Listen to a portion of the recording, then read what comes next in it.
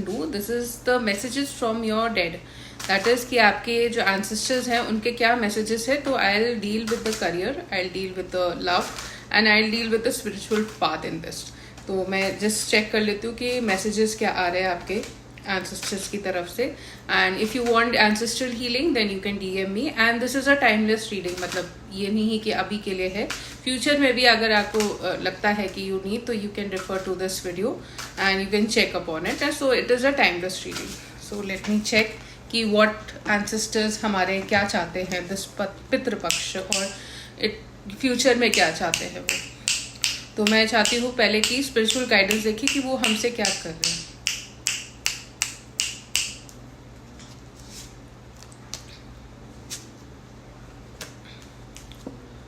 Okay तो इस बार जो हमारे एंसेस्टर्स बेसिकली दे वांट कि थोड़े हम ना अपने पास से कनेक्ट करें, उनसे गाइडेंस ले.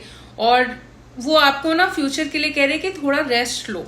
इतनी तेजी से भागने की, इतनी तेजी से चीज़ों के लिए करने की कोई ज़रूरत नहीं है. Means you have to connect with them first of all, and second of all you need to take rest. This is what they are saying.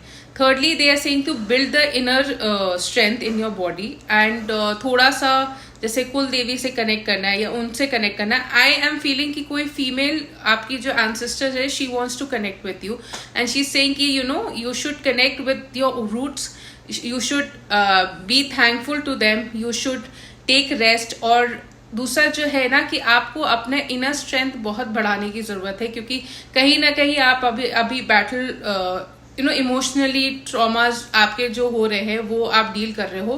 तो basically she is asking you, और जो आपके एंसेस्टर है वो आपको बोल रहे हैं कि टेक रेस्ट, टेक एक होता है ना रिसर्च टाइम लेने के, वो करो and try to build your inner confidence and then move forward.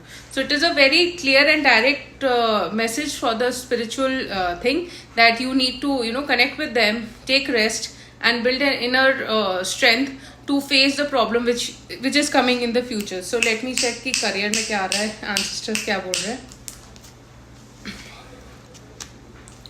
Career को लेके वो कह रहे हैं कि कुछ क्लैरिटी आएगी, कुछ चीज़ें आपको बहुत ही ज़्यादा आपको एक गोल देगी जिसको आपको अचीव करना होगा. और बहुत ही यंग एनर्जीज आ रही है, कुछ रिफ्रेशिंग न्यू चीज़ें आने वाली हैं. एंड दूसरा जो है ना कि कुछ चीज़ें हैं जो आपके एनिमीज हैं उसका भी सामना कराएंगे वो लोग. तो आपको उस पर भी फोकस करना है कि there are some people which are very toxic in your life, तो उसको हटाने के लिए बोल रहे हैं, क्लैरिटी लाने के लिए बोल रहे हो. और तीसरी चीज़ वो बोल रहे हैं कि you have to start refresh, मतलब आपको एक नई एनर्जी लानी पड़ेगी, एक नया गोल सेटअप करना पड़ेगा and long term goal setup करना पड़ेगा, शॉर्ट टर्म नहीं करना पड़ेगा.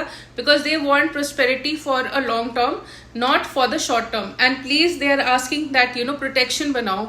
और देखो आसपास की कहाँ आपका वो जो है लैक कर रहे हो, कहाँ जो है लोग आपके हिडन एनिमीज है, कौन है जो आपको सपोर्ट करता है.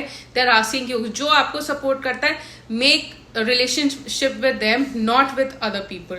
Let's check the other, that is the love.